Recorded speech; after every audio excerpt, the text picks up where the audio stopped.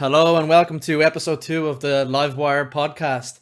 My name is Kev and welcome Stephen and welcome Dylan, who wasn't here last week because he ditched us for Apex. What can I say? More enjoyable people. Wow, toxic. Oh, I know. I have to start it off toxic. That's my brand, man. This is why we have you. This is why we have you on the podcast. Throw in an extra dynamic. So here's an extra dynamic. Speaking of dynamics, we now officially have a vanguard. We've got the three of us. So Stephen, apologies, you're the designated warlock because Dibs Titan. Yeah, and Hunter, obviously. So sorry, Stephen. Anyway, Dylan, introduce yourself. Yeah, so I'm Dylan. I'm going to be a recurring member on this podcast as of now. I play mainly on PC and the odd time on PlayStation, since I'm still a console noob or PC noob. Yeah, that's it. Tell us, how did you get into gaming and why do you love it?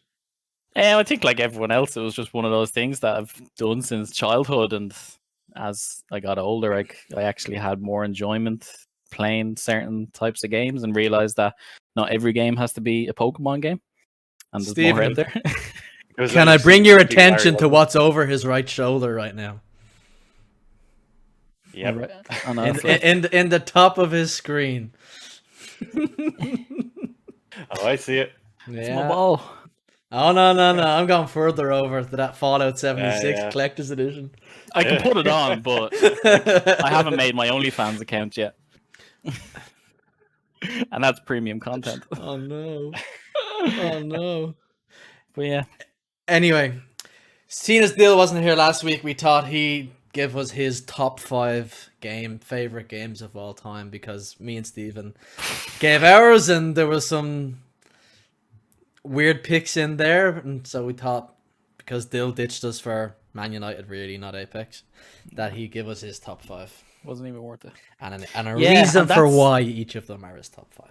That's so tough because, like I was saying earlier on, I just have a bad memory and I have no recollection of. I had to actually know what I done. I went onto Google and I was literally looking at titles broken down for each year, and I was like, "Holy shit! Did I play that? No. Oh, I did. I completed it. Oh yeah, I got like nearly platinum on that. It was really cool. But the amount that I just forgot was crazy. But I think the obvious one for me now is Destiny. For obvious reasons, I think I've pumped a ridiculous amount of hours in on time wasted on Destiny.com trying to beat Kev's record and can't do it. So. Another one is a bit of a controversial one because it's Death Stranding, and not a lot of people have that regarded as a top game. But just the experience, not like it's so disconnected from everything else that's like that I've played before personally. And like I've never played any Kojima games, like I've never been into the Metal Gear series or anything like that. So it was my first kind of game of that kind of, I don't even know what to categorize. Immeasurable. Yeah, those guys. Never played them. Never had an interest. But yeah, This one was just like I don't know if it was the cast or it was just the way it plays out. But yeah, it's a great story. You just like watching Norman Reedus pee, didn't you? No, see, they done this thing where if you try to look below the waistband, he just gives you an old slap in the face. That's what Nexus. Everyone tried it. If you say you didn't try it, you're a liar. I'm sorry. I haven't got to the part in that game where he pees yet, but we'll come back to that. In the shower at least. Topic. So, yeah, but no, that's like I know it came out last year, and I played through it twice. Done the whole New Game Plus for the second playthrough, but it was just such an enjoyable experience. And then I had to mention Pokemon. So Pokemon Gold. I didn't want to just be like Pokemon main series. I think Pokemon Gold, not for what it was or like that gen, because it's not like my favorite gen or anything, but just thinking back playing that game, it was like the first one that kind of got me into the franchise. Like obviously the original 3 are the best, blah, blah, blah. But it was one of those I can remember playing and like situational wise where I was playing it and when I was playing and what was going on and stuff. And Ho-Oh, obviously, because he's a badass bird on top of a building. What else did I have? The Last of Us, the original one, not 2, so it's not controversial. This is why it was left out last week, Stephen, because I knew he was going to include it this week. Yeah. I think that was one of my first like fully completed games, where I couldn't go past a section if I knew I didn't have every collectible and every kind of comic or cards or whatever it was. See, I do that in every single game, and that's why I complete so few games. Yeah, like I'm the opposite. I just like beelining through a story because I just want to be like fully immersed in the story. Like side missions are great and everything, but they just kind of take me out of that kind of tangent, you know. But yeah, no, that was obviously groundbreaking for what it was. I hadn't played anything previous to that was on that scale. I know it was like late PS3 days, but it felt like it was groundbreaking in terms of like visuals and even the sound and stuff like that. And then I had to go for a classic for my fifth. Lord of the Rings: Return of the King. Yes. Like, can you not mention a top 5 without imagining being on the walls of Minas Tirith, kicking off fucking Uruk-hai ladders and everything like that? I have a counterpoint to your Lord of the Rings: Return of the King, and it's say Two Towers. It's Lord of the Rings: The Two Towers. Yeah, that game was incredible for its time. Yeah, I like it's that Two Towers game, and because the way they made it, because they did it in a weird way that they made Two Towers and then they made the Fellowship game, but the start of the Two Towers was actually part of the Fellowship, is where they arrive at the Mines of Moria. And I remember the first was it the first mission or the second mission? You're fighting the big fucking squid, whatever it's called. But that Two Towers, the Return of the King, at those games were actually were excellent for their time. I loved that when you completed them, you then unlocked other characters. So Stephen read my mind and stole my point. But it was one of those, like, you just constantly replay the level over and over as a different character just to see how it was different. And like they had, I don't know if it was Return of the King or Two Towers, where it's like the horde mode thing at the end of it. Or am I completely wrong? I think it was Return of the King. So I think it's the fight at the Black Gate. Yeah, and it's just an endless stream of. They were great games. Yeah, ugly looking motherfuckers. Sorry, I dropped the money. It didn't even matter which character you picked. Boromir still died. I mean, it was probably pay to win. We just didn't realize it at the time. Sean Bean, there's no saving that guy. You didn't buy Boromir. It's in his contract. It's in the right above the part where he signs. Must not survive past 1 season or 2 movies. Survivability 0. Oh, this is actually getting popular. Sorry, Sean. You're out. Sorry. Bye, Sean. Yeah. But yeah, I think that's my top 5. It was so hard picking them because... Yeah.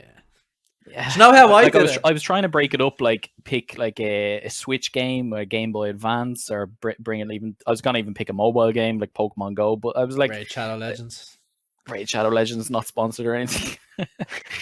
But it was, I just felt it was so tough condensing it down to just 5. Yeah, and then it's like depending on what impact they had on you, and then I was like, yeah, it's just tough. But yeah, that's my top 5. I'd kind of cheated in that I had actually done up my top favorite games of all time for each generation and platform last year. Yeah, so I had the screenshots to look back on. But the way I actually did it was I looked at my PlayStation trophies, because that gave you that's a good PS5, PS4, PS3, and then your Steam list is there, and then it was just finding out PS2, PS1 games. But I was gonna throw in like, do you remember fucking SOCOM in the early days? SOCOM was groundbreaking. But that's the thing, it was. But I can't remember a fucking thing about it, man. I never owned it, but I remember it was revolutionary. Some of the things it did was revolutionary. Yeah, SOCOM 2. A microphone with it, wasn't it? Yeah, that was the first one. They gave you a mic with it as well. That was really cool. I'm surprised you left out Freedom Fighters, though, Dill. And that was another one on the list, because like for me that was a massive childhood game that I played, but like that I can't remember a lot, and it's just me being a grumpy old man. But there's so many though, like, because even thinking back, none of us mentioned the likes of Super Mario or Legend of Zelda, which for me would have been very influential games as a child, but they didn't make it, and not because they're bad games or the rest are better. There's just so much to pick from, and how do you like? My top 5 is definitely not my top 5 of all time. There's no way I can make a top 5 of all time. Yeah. Yeah, so I tried to do nearly what Dill tried to do as well, and where I kind of picked my favorite 5 from a certain moment in time that kind of Yeah. I remember from that moment in time, as Yeah. opposed to my actual best 5 games. Because how do you pick your best 5 games? Now, the best moment for Pokemon Gold wasn't when you were driving home in the backseat of the car trying to catch the lamppost light as you were driving by on your screen. See, some of us we're weren't old and we poor. didn't have backlit Game Boys. Oh, some of us were skilled, Dill. Some of us weren't poor, Dill. Some of us memorized the routes. Hey, some of us had one of these bad boys. Yeah. If you can remember what that did, it magnified your game, and it had 2 lights on it. And I really want to see if it still works one of these days. Definitely still works. Kev grew up on the north side. It was made by Nintendo. That shit still fucking works. Nintendo and Nokia just have a thing for works. indestructibility. But that's a good segue, actually. Speaking of Nintendo and how Nintendo get a bit of hate for not being the most innovative in terms of being with the times. Well, this touches on your one, Stephen, of where is Kev at this week in terms of his shiny resetting hunt for a shiny Registeel, and I'm officially at 6,152 without a shiny. Oh my god. And for anybody who doesn't know how that works, I've done this 6,152 times. Moment silence while our technical department are Moment silence while the technical department shows off exactly what I have to do for a shiny and have not got one yet. Definitely going to get the MCA'd for some Pokemon music right now. It's not, I've left the music out. Kev's smart. Kev's smart. So I've done that 6,000 plus times with no shiny Registeel. I currently fucking hate my life. But anyway, Nintendo do a really cool thing when you're sending screenshots or clips from your Switch to your phone. So there's an option when you post it or share it that allows you to send it directly to a smartphone. It brings up a menu with a nice little QR code on it. You scan that QR code with your camera. It connects you to the Switch's network. You then scan another QR code, and it gives you a download link directly to your phone, which gives you a crystal clear video or screenshot directly on your phone, which is blocked by the light. But that is super impressive. That's good, especially for videos as well. Yeah, it's incredible. Like, it's the most non-Nintendo thing I've ever used in my life. They probably just didn't realize they added that feature in. It's probably some guy on like the lower floors that added it in as a little fuck you. It's what's his face in Final Fantasy VII, Stephen, that does the AR simulations. I can't think of his name. I don't want to butcher it. Yeah. Little blonde kid. I don't remember it either for reasons that Chaldry or something like that? Game. Chaldry? Chadrick? Something like that. Alexa will tell us. But anyway, that's where I'm at this week, Stephen. 6,152. And we should definitely get like a Chadley. I was close. Chadley. Yeah. We should get like a weekly input of what Kev's like torment number is this week. This is the highest I've ever gone. Like, I think it was like 500 or 600 hatch eggs for Charmander. It might have been about 1,000 back in whatever game it was. Yeah. For Mewtwo, I did 4,500 on Let's Go for the green Mewtwo. Now it's over 6,000 for Registeel, which is painful. Because I want to get the 3 of them. Oh, I'm gonna just throw my Switch out the window and go after it. But I want to get the 3 of them to get the shiny Regigigas, and then go get Regidrago and Regieleki. Yeah. But yeah, that's where I'm at this week. Anyway, I'll stop talking about my mental torment, and we can move on to the main topic if you'd like. Go for it. Yeah. Right. So, with us being mainly Destiny players since 2014, we've kind of built up a big backlog of shame games that we have not played or not finished, or Dills is behind them. He's just going to turn and read them off the shelf. But pictures for all the simple people out there. So we've done up a list of games that we shamefully have not got to or not completed, but seeing as Destiny is in such a bad spot right now, we can start chipping away at our backlog of shame. So Stephen, you suggested this, and you've spoke the least because this has all been about Dill so far. He's so vain, he thinks this podcast is about him.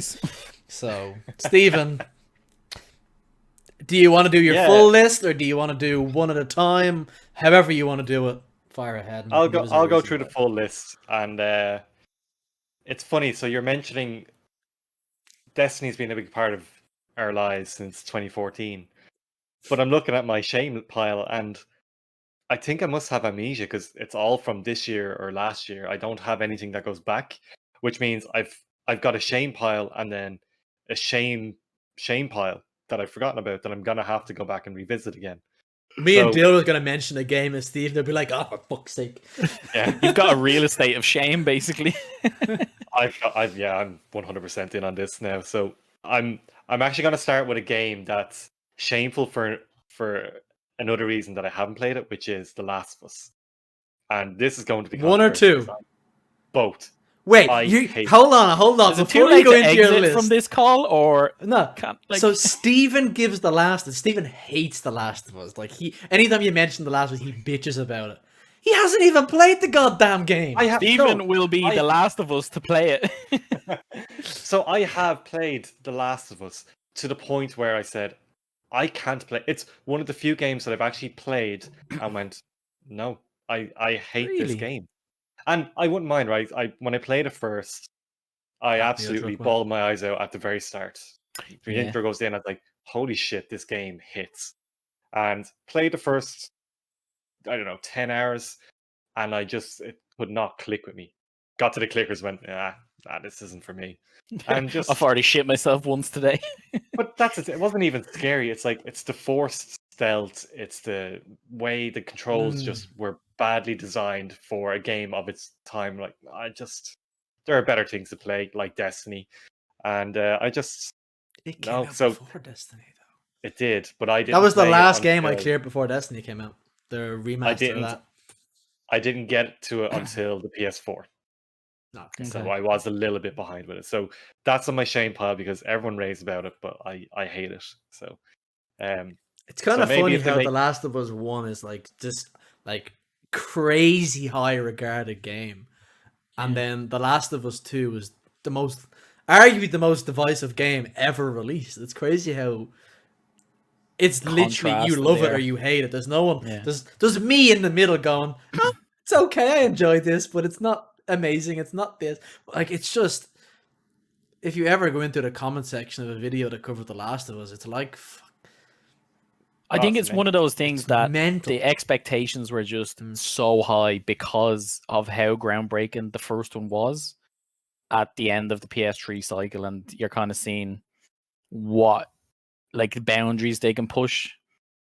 But I can't comment. I enjoyed the second one. My only complaint was that it was too long. That's it. I do think that's a actual podcast we could actually do where we talk about it, and it means but just leave Stephen out of it. It means this guy has to play it. Minus 10 hours. You're gonna make me play it, Jesus. No, but like I haven't finished it yet.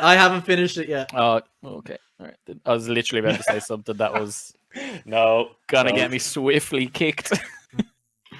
But yeah, swiftly returning back to my shame pile. Go on, sorry. Like a clicker zombie that heard footsteps in the background.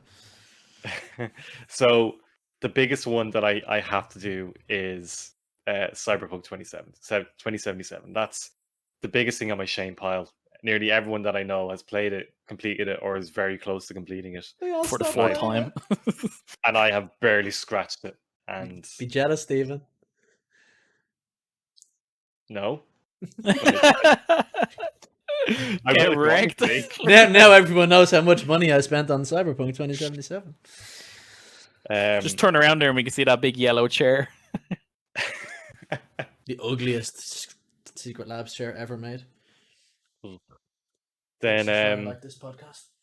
Now, The next- with regards to Cyberpunk, just before we move on from that, is that because, like, I know for me, if I don't play something when it comes out, and regardless of if there's hype around it, which obviously there was with Cyberpunk, but I feel like if I don't play something within the first couple of weeks of release, I lose interest. It's like trying to keep up with the most in-date thing.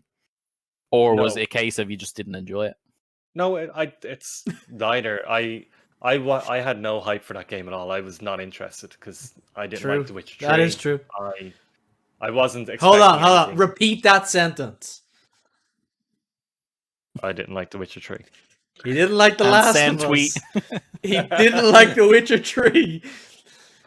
I'm half expecting him to say he doesn't like bacon at this stage. Yeah. Oh no, I love bacon. Don't get me with that vegan shit. And that's you never coming to my house again. Oh yeah. No, so the reason why I'm not touching 2077 at the moment is because it's just running very poorly on my machine. Yes. And I say that knowing I have a 3080, but I have a 2700X Ryzen 7. Can we just mention what Stephen considers running poorly? He's playing it at ultra with ultra ray tracing on, and he's only getting 50 FPS. With ultra and ultra ray tracing. And 4K. However, and 4K. You were running 4K.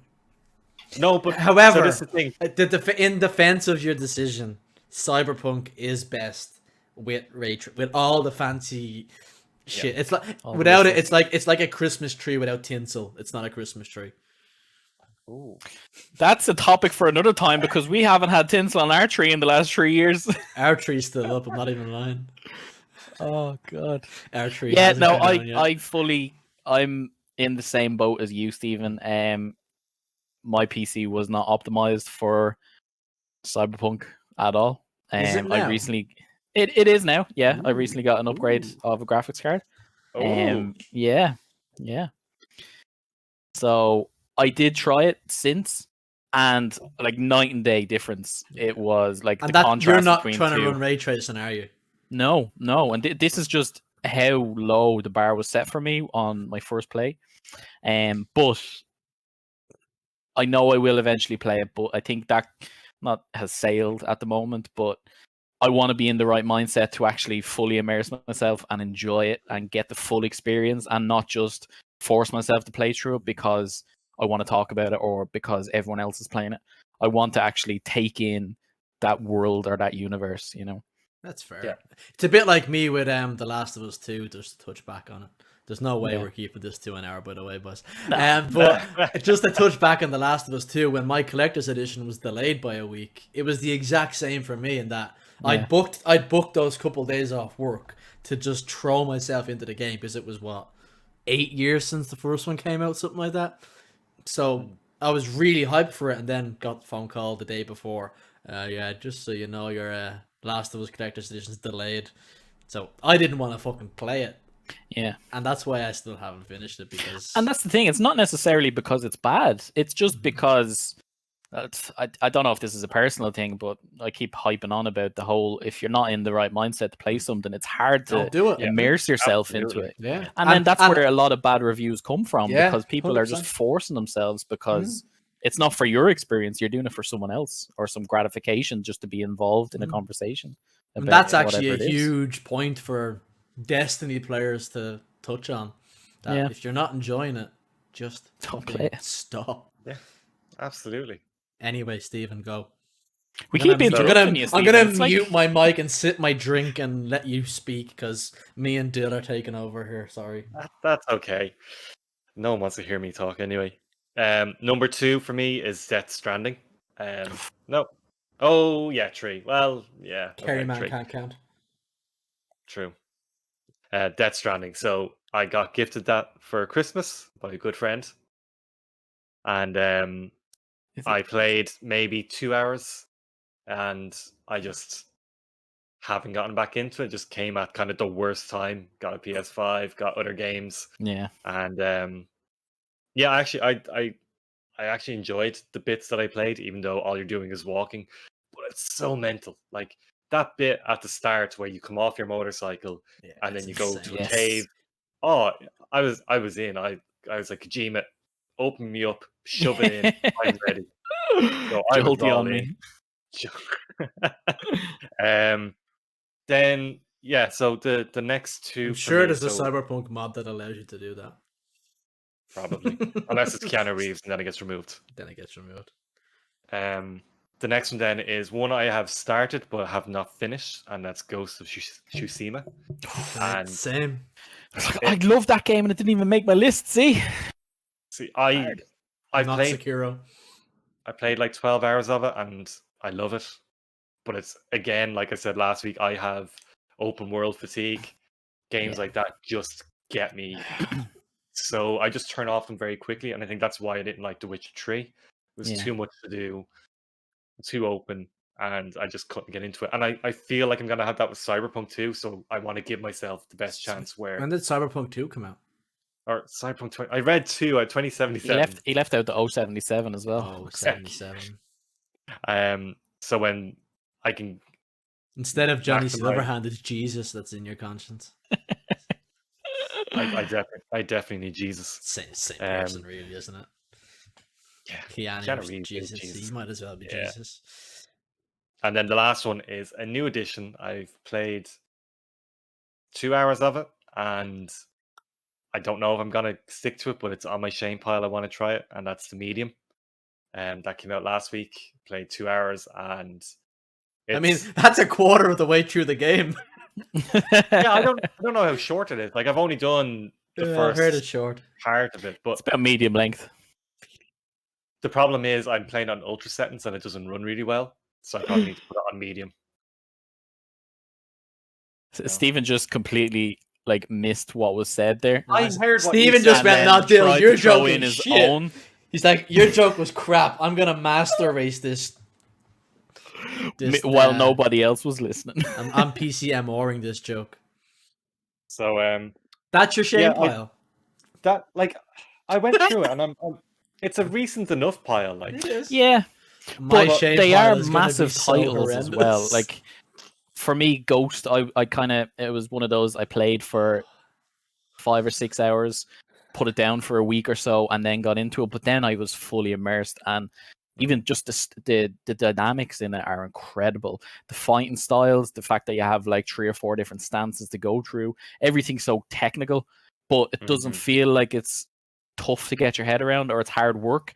It's so rewarding when you're fighting a group of enemies and one has a sword, one has a shield, one has a spear, and you have to cycle through those fighting stances. And it's so good. And the story it's gripping, I haven't even started most of the story. I don't know where I am. I installed it on my PlayStation and it hasn't been turned on yet.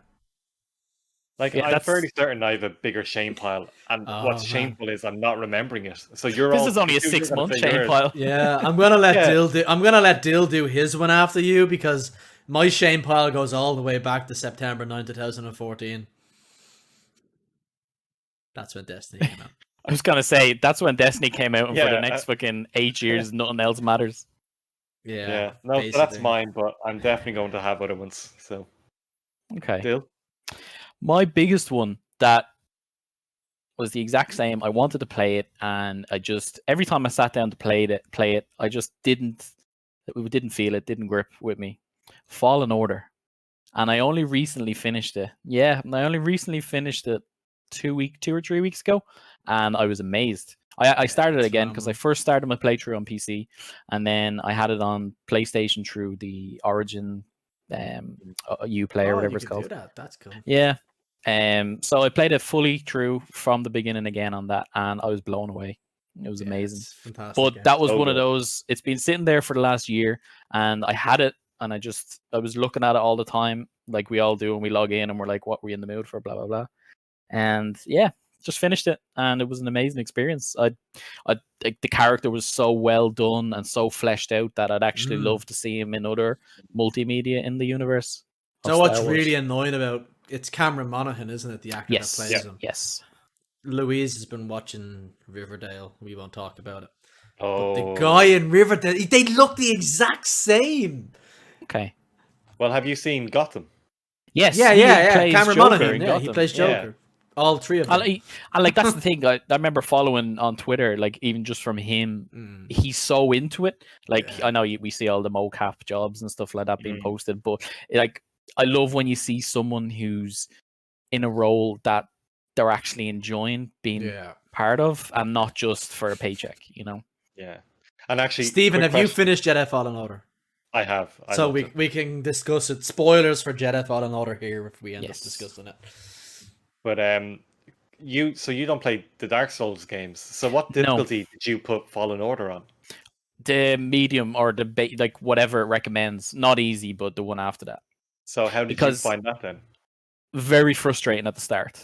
Do you know what it was that was more annoying? It was the animals, or the whatever they were, the lizards and the spiders. Yeah. They were the most frustrating things to counter. Yes, like fucker. In comparison to fighting enemies, I know you can like you can follow their fighting style and see when to counter and when to push and that kind of thing. But I just felt that was annoying me more than anything. And I was playing on the higher difficulty at that time, and I just had to drop it down. I was like, I'm not enjoying this experience. If I want to enjoy it and see it through, I'll have to drop it down. And I did, and it was still fucking frustrating. We need to do a Sekiro Let's Play with Dill. I was just about to say, I think he's ready for a FromSoft game. See, I just don't enjoy being ripped open over and over and over again. That's called the Miyazaki in the From Software fan base. No, I am on Jedi Fallen Order. I played it on, I assume, whatever the hardest difficulty was available to me, because that's generally what I do when I'm playing a game. Yeah. And humble brag, but yeah, the combat it was basically FromSoft with lightsaber. Yeah. And I remember actually I put out a tweet about a year before it came out, but like, if you could have one game made in any franchise by any developer, who would it be? And I said From Software make a Star Wars game. Now, From Software didn't make it, but we still got it. It was fantastic. Yeah. And it came with that. And it came with that story-driven thing, character development. Basically, EA give Respawn all your Star Wars games, please, thanks. Like, and even it was spoiled for me, the ending, the big reveal of who makes the appearance. And that was one thing that I was like, it's not going to ruin like the whole fight and the whole... It doesn't. But it doesn't. You don't even think about that. You know whoever it is coming, but it doesn't take away from it at all. It kind of has no bearing on the story. It's like, it's the logical conclusion. Yeah, but how they done it, like how they showcased just the pure power from this individual was crazy. That was the FromSoft moment. It was like, you're still a little bitch. Yeah, but that's the thing, because everything you have encountered up until that point, you were obviously shitting on, especially Second Sister in the final fight. But then he comes in and it's just like, nah, sorry, get back in your box. I could have taken him though. Sorry, I'm on the yellow gang. A yellow lightsaber. Yeah. Oh no. Yeah. No. Anyway, you don't know how happy. Oh, sorry. You don't know how happy I was when fucking the end of Rise of Skywalker and Rey pulls out a big yellow. I was like, yeah, boy. That's also a topic for another day, where we talk about Star Wars and how it all went, and me and Dill are like, how Stephen's a big gatekeeper of the community. Stephen is Reddit. We're not gonna have his Stephen is Reddit personified. It'll just be the Reddit app symbol. But yeah, that was my first on my backlog that I had recently finished, and I was really satisfied because it was on my backlog for the last year. And then the next one, this actually, before you move on, the Shane pile is something you haven't completed yet. So what's this bullshit of you completing the game? He just wanted to brag about completing something off his Shane pile on medium difficulty. But yeah, that because it was on my Shane pile for so long, it was one of those like extra satisfaction. Thank you, Doctor. Next one, it was going to be The Witcher 3, but Stephen already mentioned that, so I have started playing it. You're allowed to steal stuff. How do you feel about that, Stephen? I don't like it. Take it. Put my fingers in your shame pile. I haven't finished The Witcher 3 either. I've played quite a bit of it, but I've never finished it fully. It was one of those, I've started it 3 or 4 times on PC, and I've recently started it on PS4 inside, and I'm really enjoying it. But it's so dated, so dated, and it's hard to look past that at certain times. You can get mods for PC. I could link you. To be honest, I am enjoying it in the terms of sitting back with a controller and letting hours go by. But it is tough to look past certain things, especially movement. It just feels a bit janky. Combat's fine, but it just feels janky at times. And obviously, visually, when you're used to looking at 2020 games, it's a bit tough. But no, that's one I recently started, so hopefully that won't be on the shame pile for long. Titanfall 2 was another one. No way. Never played it. It's a good game. Kev? I think I added it to my I think it was on PS Plus like 3 or 4 years ago, and I think Kev messaged me to say download this, or it was on sale for $5, and Kev said download this, and I was like okay, and I just added it to the library, never downloaded it, and never touched it, and then I knew my shame pile is filling up. Like I haven't talked to one person who said a bad thing about it, so it was just one of those things that just went under the radar. And because I'm recently into Apex a lot, it's nice going into a game and seeing the kind of, obviously that's where it originated from, so the cross weapons and kind of style is it's good. So I started playing that recently. That'll probably take a while because I'm trying to do The Witcher first, but isn't it crazy? It's different kind of games that came out before The Witcher 3, I'm pretty sure, and it looks better. Because it's a different style of game. It came out. It either came out before or around the same time as it. Yeah. While Steven tries to prove me wrong, but Steven's here. It came out on the third hour of July. It's that open world. A year afterwards, yeah. It's that open world RPG game. They do tend to age fidelity wise pretty badly. I'd love to go back and play. It looks fucking terrible now. Like, I'd love to go back and play them, but I know I wouldn't enjoy it. You know, mod it till it breaks. But yeah, Titanfall 2 is the current one that I'm trying to tackle as well. And another one I played the majority of, just never finished, was Spider-Man, the PS4 version. Yeah, it was one of those. I played it, fell off it. It's just single player syndrome. Like you play it for a week or two, and then something new comes out in Destiny, or a new season starts in Apex, or whatever game it is, and it's just backlog into the pile. Sorry, I forgot you even existed. I actually really enjoyed that. It was weird because with all the Sony first party games of the PS4 generation, I was like, I had single player syndrome where I'd start it and then I'd leave it for months. Like God of War, started it, finished it a year later. Horizon Zero Dawn, started it, finished it a few months later. Yeah. And then Spider-Man was the only one that I actually sat through from start to finish. And it was it's really good. I'd love to play it on PS5 to see how it's changed. It looks nice. I'm not paying for it again.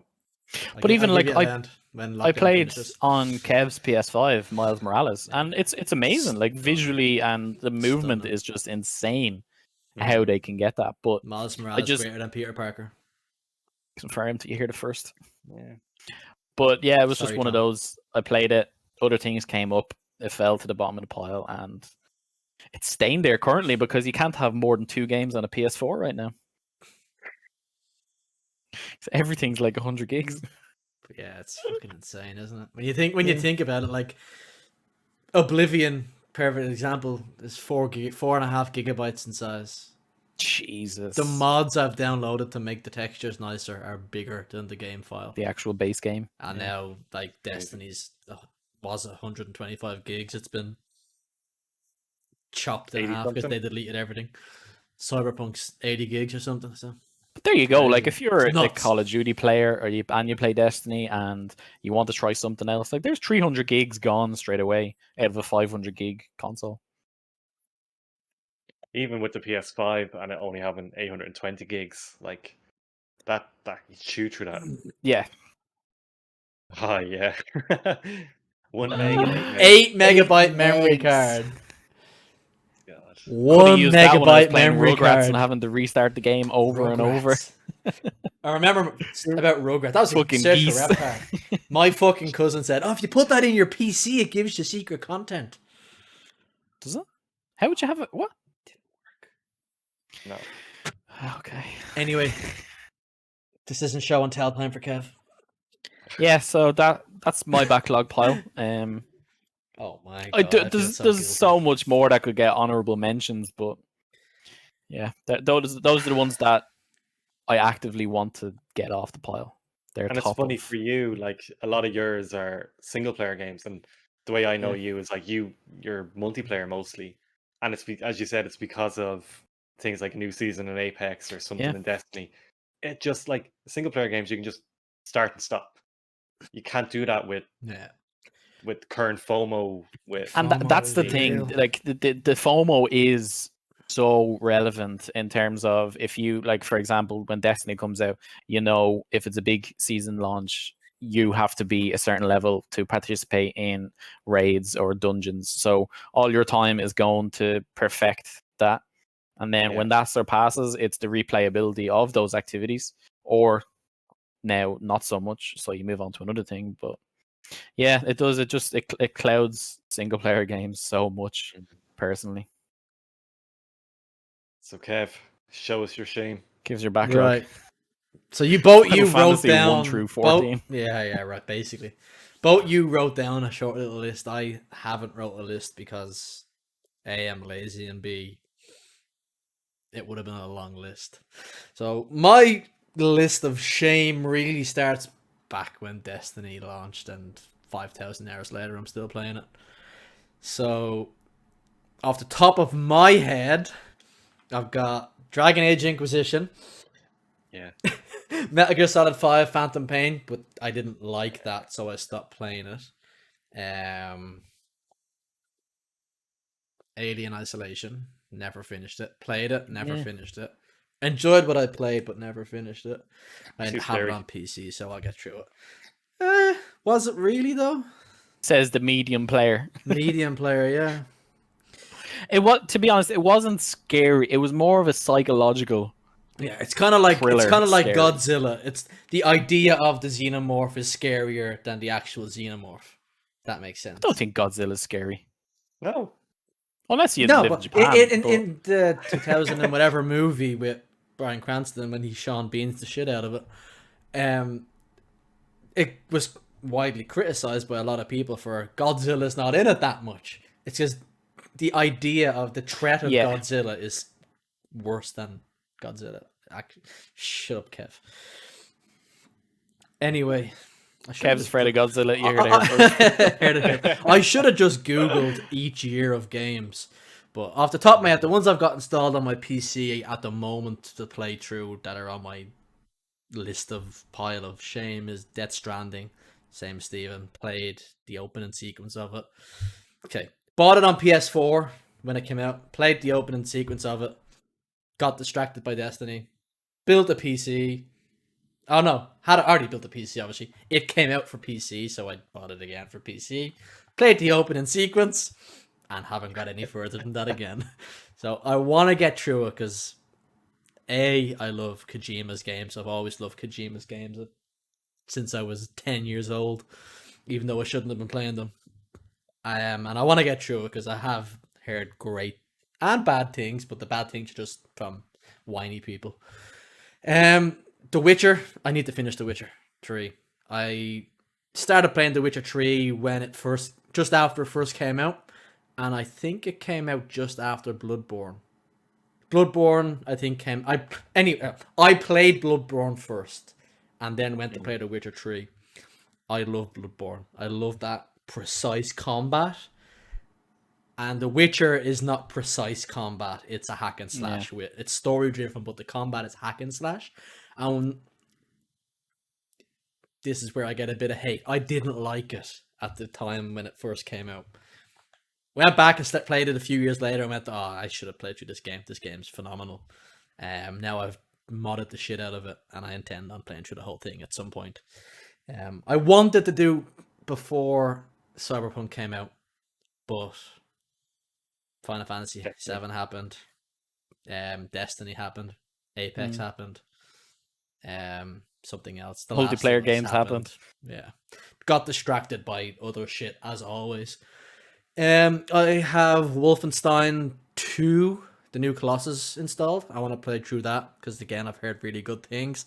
Will not be touching Youngblood, so you don't have to roll your eyes, Stephen, because I know you were gonna. That would get you in prison there if you touch Youngblood. That's the one where you have to pay for ammo in the game, isn't it? Yes. Yeah. So where you're playing, is it? Yeah. Whatever the guy's name is, Blachikowski, that played for Borussia Dortmund at some stage. You play as his daughters, but yes, there was a mechanic where when you die, you lose ammo, and there's no more ammo on the ground for you to pick up. And there was a microtransaction that allowed you to buy ammo, and this was a bit more why Todd Howard fell off that perch a bit more. But yeah, so I want to play through the new Colossus because I have heard good things about it, and I bought it.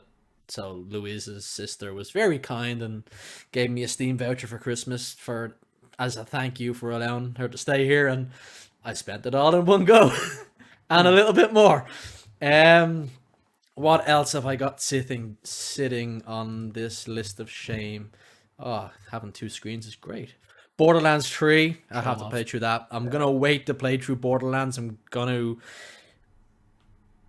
trying to tempt Louise into playing through it together because crossplay is coming to that some point this year, so we could play through it together.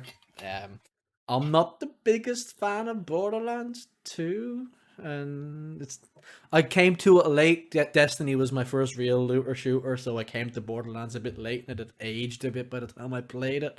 So I apologize for being a terrible gamer who doesn't like Borderlands. Don't hate me.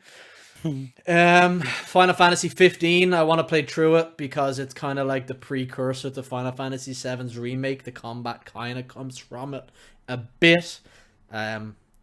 I've heard the combat's a bit terrible. It's okay from what I've played. I've played about 10 to 12 hours of it. Did some mods because mods are fun.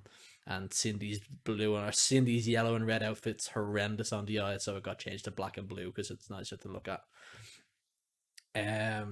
It's more visually pleasing. It's yellow and red. It's like I'm fucking running around the map with a lollipop lady. I bet you even covered her cleavage. You frigid. That's not what the game is for. I've not been caught that since I was only 14 years old. But yeah, I want to play through that because I've enjoyed what I've played and it looks stunning. And hopefully Final Fantasy 16 comes out this year. Fingers crossed. It's probably not.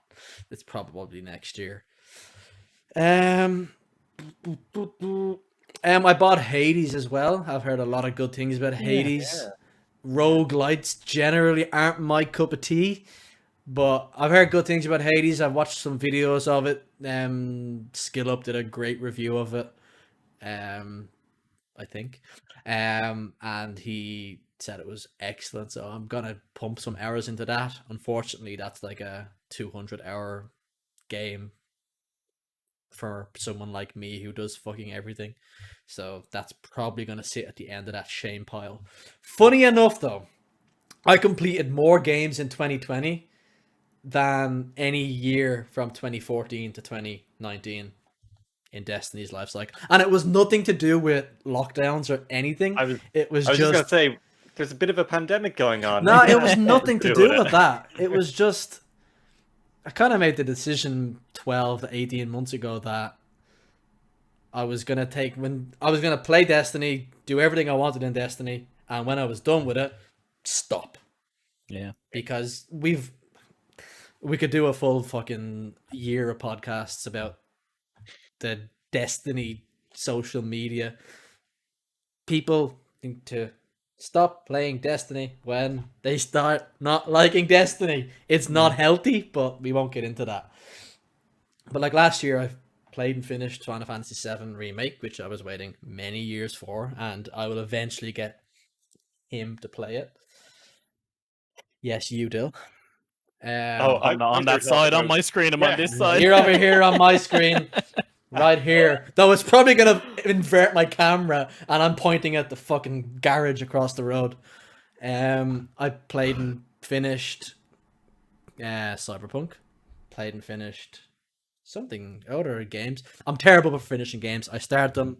I tried to collect everything. Spent too long, but I finished more games last year than any of the years previous. So it's progress.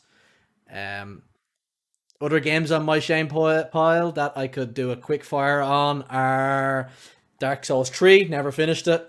Not because I struggled. I just got destinied. Star Wars Squadrons looks phenomenal. Heard great things about it. Want to finish it. Very good. Oh, glad you enjoyed it. Let me have a look at the games behind me. Horizon Zero Dawn, I never finished it because I got open world syndrome by trying to collect everything on it. There's nothing behind me. How did you finish God of War? That was going to God of War. The frames made Kev feel sicky in the tummy. Yeah, absolutely. I love God of War. Yeah. I love God of War, the original trilogy and the PSP games. I think there might have been a PS Vita game. I completed all of them, played all of them, completed all of them. God of War 2018. I just couldn't play it because it was just too framey. Yeah, it was a gorgeous game. The combat was fucking great. The combat was great. Kratos was like they'd recreated Kratos into this dad of boy, and it was phenomenal. But I just couldn't play it because it was just, even on the performance mode, it gave me a headache. So I am very excited that yesterday, or the day before, God of War got its next gen upgrade. So I'm gonna reinstall that shit and pick up from where I left off and play through that.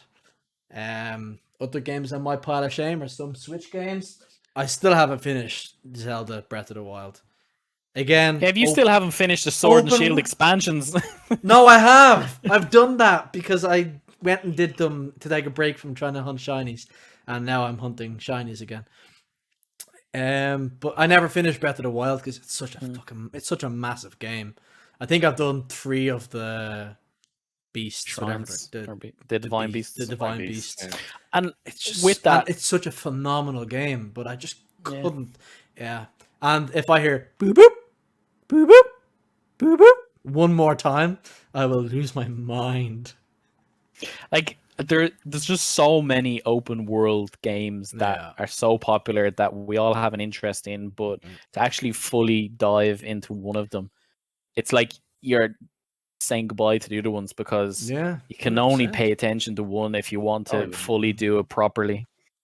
You know. And Dale, you and I were talking about this, but we've both recently dabbled in Immortals Phoenix Rising. Yes. Also on my pile of shame. Funny enough, my copy came today. The demo came out for Switch last week. I played it and literally just wanted to buy it straight away after. It was so good. It was one of those, I've watched people play it, I've watched playthroughs, and I just didn't feel it. But as soon as the demo came out, I says, I'll give it a try. Hooked straight away. It's very Breath of the Wild like.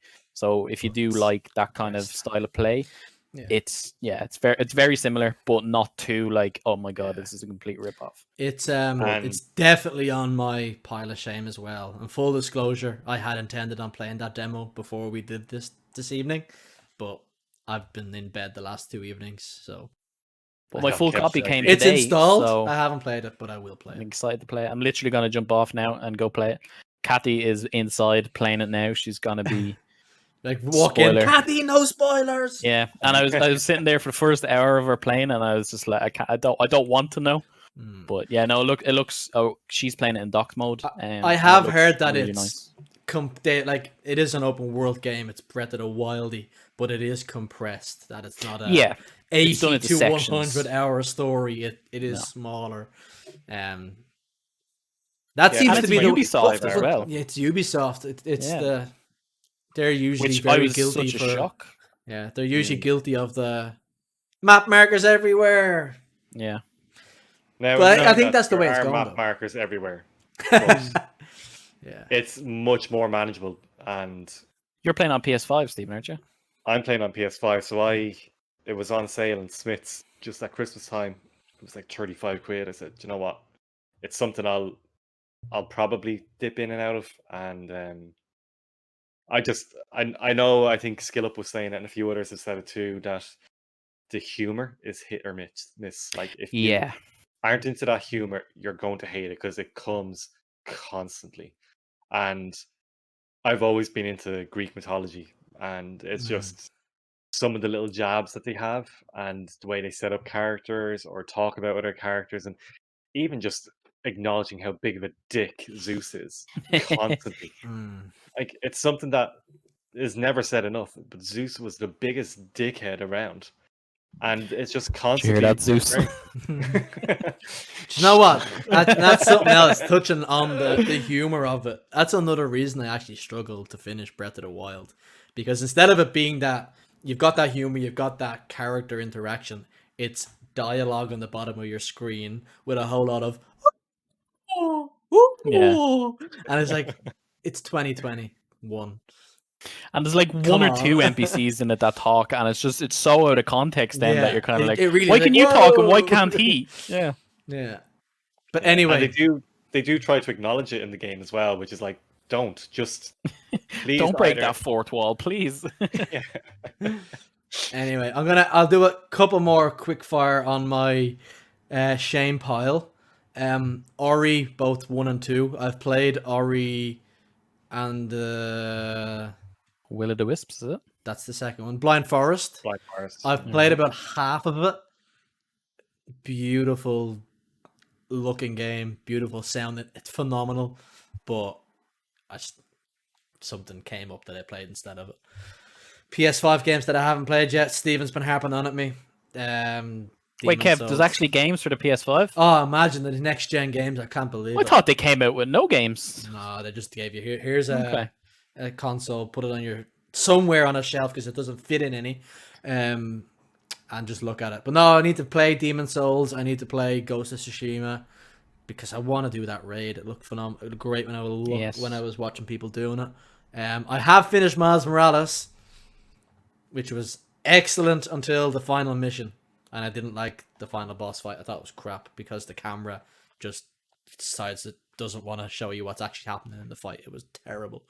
There's something else out there from PS5 that I haven't played. I need to finish The Last of Us 2 because I played about 30 hours of it, which is normal completion time for a normal person.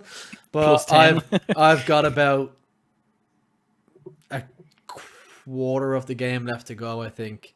Abby is greater than Ellie for what it's worth because it's just 100%. It's just a more interesting story, but that's that could be a whole podcast when Stephen eventually plays. Stephen's like, "Who's Abby? What are these things you're talking about? Do I care? No." The story goes. He knows everything about it. I know everything. I've stayed spoiler free. Stephen's written a dissertation on it and everything. That's the most incredible thing. It came out nearly a year ago. I've stayed spoiler free of the whole of The Last of Us 2. Haven't finished it, but I know nothing about how it goes, and it's gonna get ruined on me. Someone's gonna tweet me because they're assholes. Yeah. I'm gonna tweet you straight away after this. Uncharted 4, haven't finished it either. Again, played about 75% of that game, and just something came up that I played instead. It was probably Destiny. 100%. What else do I just to hit on a couple things before I wrap I'm gonna recommend one for you because actually that's where I'm going. Near Automata, whatever it fucking is, Automata, whatever it is, I need to play that because you gifted it to me, and again, I've heard good things. I need to install it and play through that. Monster Hunter World, I didn't enjoy it. It's not for me. Saws. I bought the Mafia remasters for over Christmas as well. I played the second one a long time ago on PS3. Thought it was fantastic at the time when I played it, so I want to play number 1 and number 3, seeing as they've been upgraded. Hitman 1, 2, and now 3. I need to play through them because I was a big fan of Hitman in PS3 days. Hitman Absolution was one of my favorite games actually that I never even touched. That was a fantastic game. Any more? I've never finished Skyrim.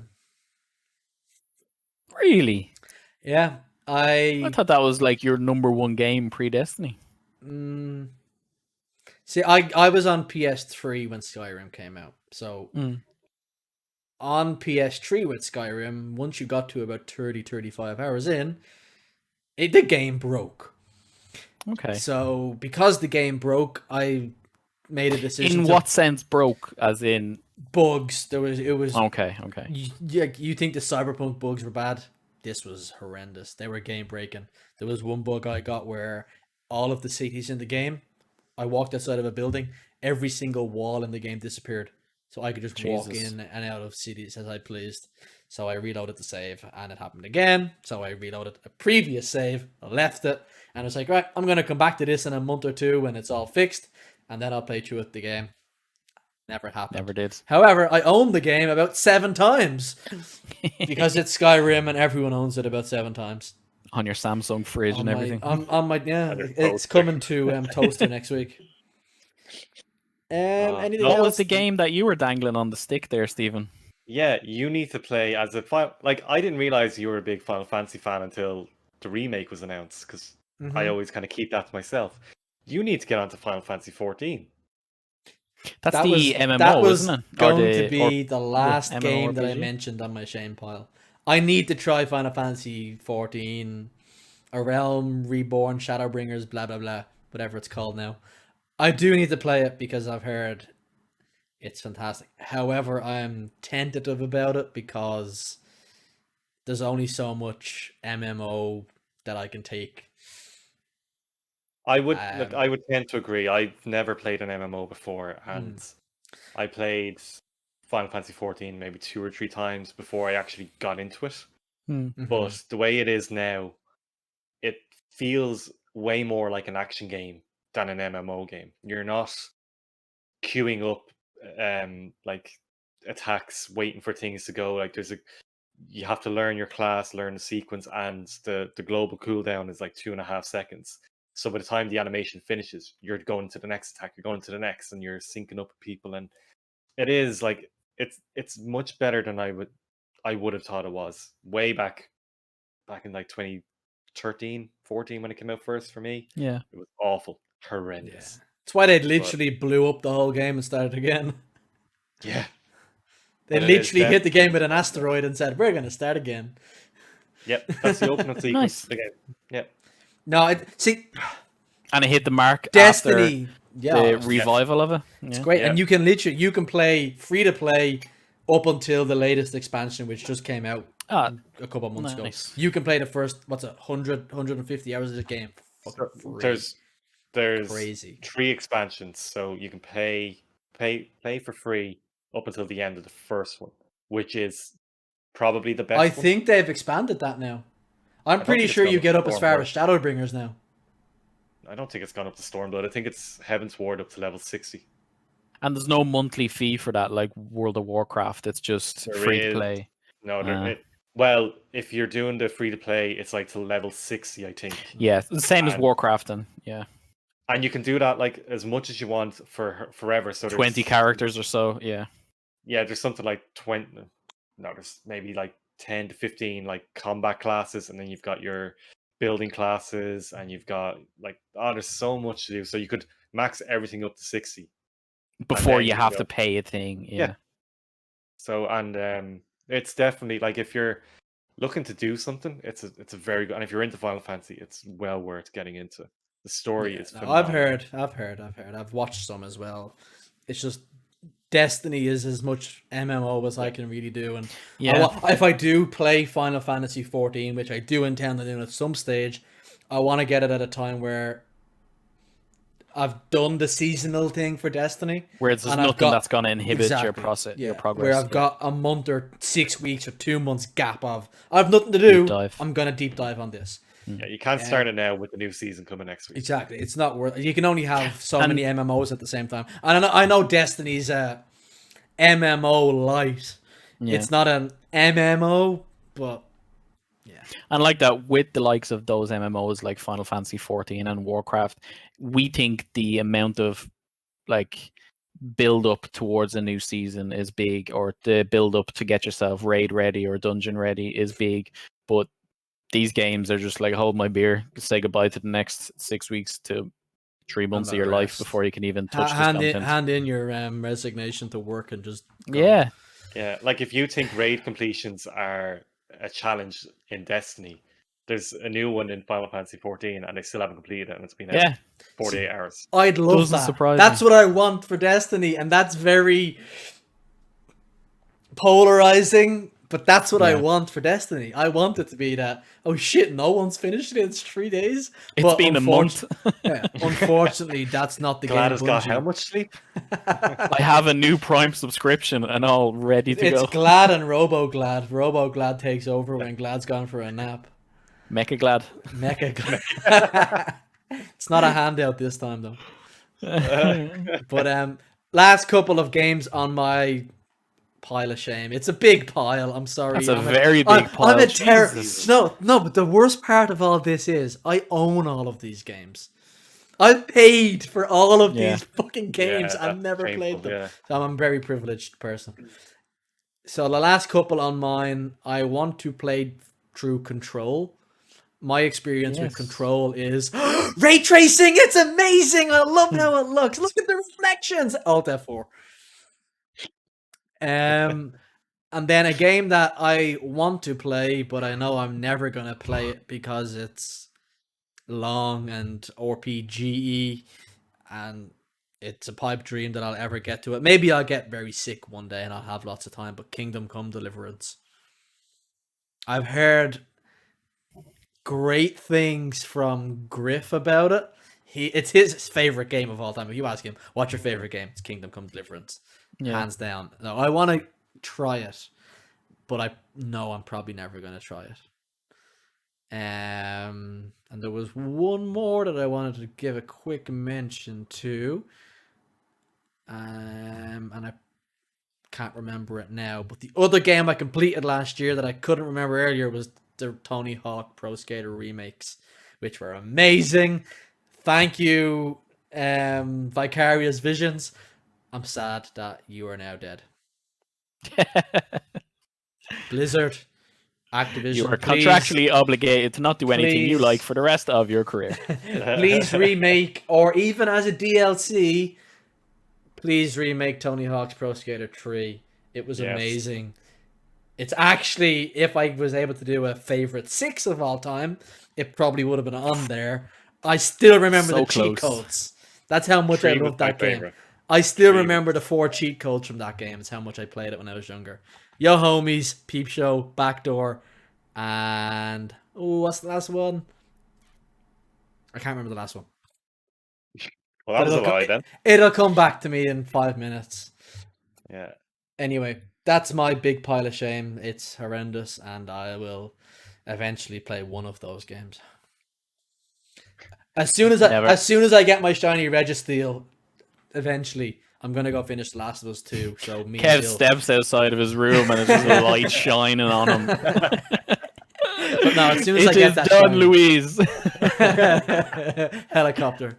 As soon as I get that shiny, I'm gonna go finish The Last of Us 2 because I know you're dying to talk to me about it, Dill. Yes. And by the time I get to that, Stephen will have eventually got through some of Cyberpunk 2077. We might even be able to talk about Last of Us 1 by then. Yeah. Oh, actually, the last game on my pile of shame, I just saw it, was Titanfall 2. I have played Titanfall 2. I've played it. It's amazing, but it came out in that Destiny hardcore period. Never finished it, but I want to play just the story because I've heard great things. Yeah. Except I know the spoilers for that story because keep them somebody came into chat one day and went, "This happens!" And I was great. It still doesn't take away from how good the game is. Yeah, the gameplay itself. The part that I think you're on about is it is very. It's near the end. It's like the second last mission. Yeah. Anyway, backlog pile of shame. Oh, Mario Odyssey. I need to play through that as well. It's over there. Oh, yeah. You can see it right there. If you squint hard enough and turn your head to the side, I can see it. I'm horrendous. Like I'm absolutely disgraceful. The worst part is Louise bought me that. Sorry, Louise, but I will finish it eventually. Destiny. So is that the end of your pile? Probably not, but I'm gonna end just as well. We went first, Stephen. That's why I let you go first, because my pile. If I hear you I'm a complain about this being over an hour, it's I'm the literal definition of I've got no games to play. Stacks. Yeah, it's a but joke. it's always It's gonna be that Destiny's way fault. though. Like it's first world problems where I don't know what to do, and you have a pile. Like I used to play. I'd buy a game and clear it in 2 or 3 days, all the time. Any of my PS2 or 3 games that are in one of those boxes that I haven't built the shelf for yet because I'm lazy, I cleared every single one of them. That's the thing. Like I think it was different when we were younger and those consoles were at their prime. Was that multiplayer wasn't such a massive thing, and I know we had our Call of Duties, but like we wouldn't sink half the amount of time that we sink into multiplayer games now on them. Like you'd play for an hour or two in the evenings, but then you'd get a single player game, you'd play it like Kev in 2 or 3 days, non-stop. Like I was saying it last week, the Metal Gear Solid 4 Guns of the Patriots came out. And I went on holiday to Sligo with my family, and it lashed rain all weekend in Sligo, and it was the best weekend I'd ever had because I literally sat in front of a television playing Metal Gear Solid 4. Just deep dive. I cleared it in 2 sittings. Yeah, I watched all of them cutscenes. If I what? You know, if you listened to the podcast last week. Sorry, I could hear 3 people on it. One of them wasn't me. 2 of them were. I literally did sound like Treebeard from Fangorn Forest, didn't I? With a twang. More K2SO from Rogue One. But you know what happens to me though with the whole online multiplayer stuff is that when I'm playing a single player game, it's like I get lonely. Because I'm so used to having somebody to talk to in my head, just in my ear about Destiny or Apex or Division when we played that back in the day. There's always somebody talking to you. And even when I played through most of Cyberpunk, there was somebody there in chat with me, just little bits, snippets coming in and out. And if they weren't there, I had fucking Johnny Silverhand anyway, and he was annoying me the whole time. It was great. Johnny Silverhand was the Discord raid chat member that wasn't there. I get lonely. It's weird. I get fucking lonely. But I think that is one of those things now, the way these single player games or open world games are made. It's not like years ago it was you played a mission, you went straight into the next mission, you went to the next mission. It was constant one after the other. Whereas now it's you'll play a quest line, you'll have to run or cycle or go on a bike or go on a horse for another 10-15 minutes to the next location. In that gap is when they lose me. It's like, my surroundings could be amazing, but it was one of the reasons why I never completed the first Assassin's Creed. Was I don't know, fast, or you have to get to a certain point to unlock fast travel, but getting from town to town was just like, I'm sorry, it's like I'm coming here to play a game, not to simulate boredom, you know. And you know, that's a big thing that Ubisoft are very guilty of, and a lot of Skyrim was the same, The Witcher's the same. They got these maps and they just sprawled them out. It was like Los Angeles. You've been to LA, Dill. You know, it's a sprawl.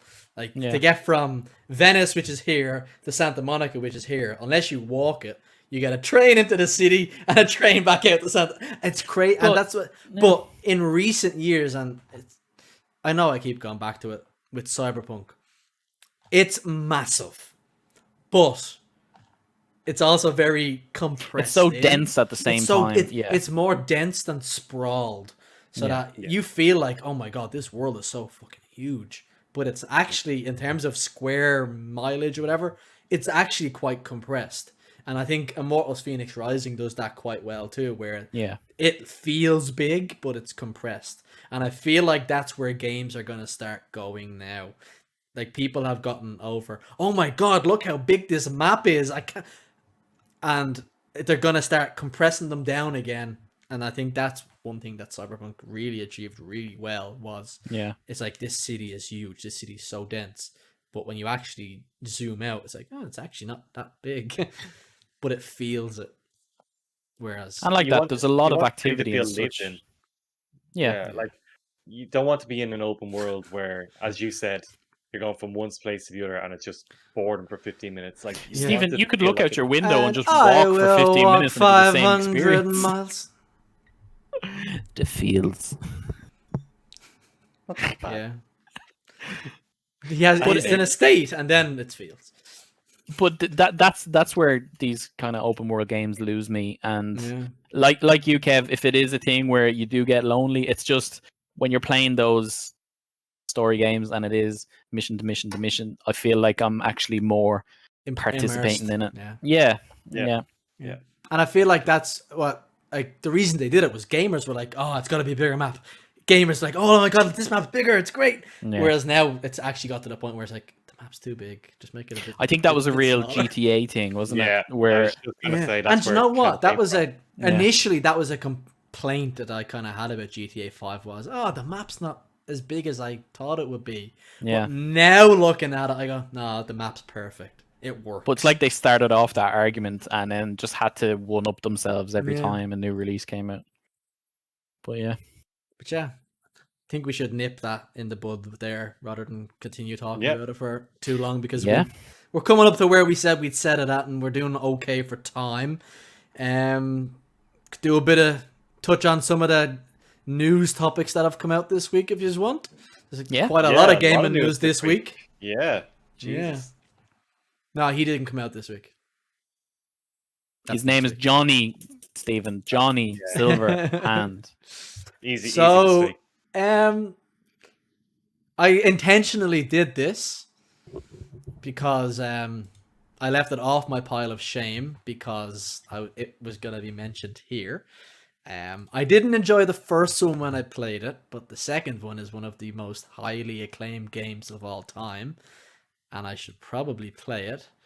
And remasters were announced, and it is Mass Effect. Yes. So I need to play it. Mass Effect. I have played it. I've played it. I played the first one especially, and I didn't enjoy the first one, so I stopped. All I know is that N7 means something. That's about it. See, I played all three of them, and I think so. Yeah, this news is kind of hitting people differently, and I even got a few messages today about it. So it's great to see them being remastered. They're phenomenal games. They deserve to be upgraded to the latest tech, and people deserve to play them as if they were brand new games. The problem I have is the value proposition for someone who has played that game already is at €60 to relive the same experience, just in shinier graphics. There's no value there for me. And particularly on PC, where you can heavily mod something, why are you being charged for... Now, I get it, the devs have put in a lot of work. They deserve to be paid, and that I'm not arguing that they shouldn't charge for this. I'm just saying, for people who've played it, unless you really, really, really want to revisit this game in 4K, probably 30 frames per second on console, it's not worth 60 quid in my opinion. You don't think it's worth €60 for 3 games, though? You see that, but that's the other thing. So I absolutely see the value in it. You're paying 20 quid for each game that you can easily sink between 50 to 100 hours into. That is beyond value of what you get most days. But I think for people who have already played the game, this isn't really a big... There's no incentive for them to jump back into it. It's not like Final Fantasy VII Remake, where you completely revamp the systems and even the story to some extent that people weren't expecting. Like, that is in its own right a new game. Whereas these are just re-releases with new assets. But it'll be interesting. I'll probably pick it up. I don't know if I'll pay 60 quid for it. It comes out right after my birthday, so chances are I'll be picking it up. As someone who hasn't played it, even though I know you broke it down 60 quid, 20 per game, but knowing that it's a remake, that would turn me off. Like, I think there is a limit, and to me, like 40 is like the even means of it's a remake, but we've added obviously upgrades to the performance and to how it looks. But I agree with you in that it is a lot for someone who has played it before. Yeah. Because they're not getting anything new out of it apart from just upgrades visually. And you're losing one DLC as well. You're losing Pinnacle Station from Mass Effect 1 DLC out of the 40 Let me guess, was it that the you're best getting. DLC? No, it's the worst by far. It's actually Is it So they've horse? done you Is it justice. horse armor? no, it's not. But yeah, just to it's- touch on your point about you can mod it and make it pretty, you're gonna be able to mod these ones as well, Steve. Actually, what I want to know is, and I 4K will TVs. hold my hand up and say I didn't read it, is will there be things like ray tracing and DLSS put into it? I would hope so, because I don't that think there will would be. be the difference maker for me. Now I for would 60 buy it. quid, I'm probably gonna get them anyway because I like to spend money on games I'm not gonna play because it's just what I do. But I'm gonna flex on a podcast about it. yeah, I've always done it. I did it with Warhammer when I collected Games Workshop models. I bought too much that I couldn't afford. Like I didn't have enough time to paint it all. I did it with I do it with books. I buy too many books and then I never get around to reading all of them. It's just what I'm an idiot. But anyway, next. So you're gonna buy it. You're Oh definitely yeah, buying I'm Mass Effect. most likely gonna get it. Deal? If it's got ray tracing enabled, ooh yeah, definitely. Oh yeah. Oh, just I'm on just for the that. fence. I'm on the fence. I'm a Like- solid no, but if they do add ray tracing DLSS, they won. I mean, the summer would Steam say- sale will probably only be a month away, so See, that's what I was gonna True. say. It'll probably be free on Epic Games over Christmas next year. Or Or Origin. yeah, actually, that's a fair point. It'll be on Origin Origin Access. Premier. Yeah, Just if pay it's on 15 that, I'll quid for a definitely month pay and play it yeah. all. There you go. yeah. Simples. Anyway, next little news thing. It's away from gaming, but a Wakanda TV series was announced. That's coming to Disney Yes. Plus. So it's from the Black Panther director. So Ryan that's Coogler exciting. himself. Yeah, so I'm excited for that. It'd be interesting yeah. to see what direction they'd go in. Would they do in early days so they could revisit Black Panther himself just as his father? Maybe. Would they do modern times and It's gotta be introduce Shuri. Shuri? hasn't it, though? It's gotta Yeah. be Shuri. It's gotta be. It It's just depends also- on the time zone they want to do. Yeah. It's also an interesting way that like a lot of the Marvel stuff is coming to Disney Plus as TV series now rather than movies. I wonder is that the future? Unfortunately, that we are in. Yeah. I'm wondering with, and this is like spin foil hat time now. I put mine in the wash. Sorry. Nah, you gotta have that ready all the time. I've only got clean film, Stephen. Sorry. But I'm wondering if, with the new Doctor Strange and the Multiverse of Madness, are we going to start seeing that the Disney Plus offerings are in a different universe to Possibly. the- And I think that would be a really if cool that's concept. spoilers from WandaVision. no. It's not. It's not. Okay, It's I not. haven't It's not. watched it. Me and Louise haven't. No, watched I'm just. This is something. That's an I was thinking interesting. of. Yeah. it. Because Because once they released the name, I was like, oh, interesting. like it is the start of a new phase, and it's what phase 4 now, is it? And they did like a lot of the phase they did say is gonna be TV show orientated. There's not gonna be a culmination Avengers movie at the end of it either. But it'd be an interesting direction because I know they can flesh out more in a TV show, but like that, some people would rather have it as a AAA blockbuster. Yeah.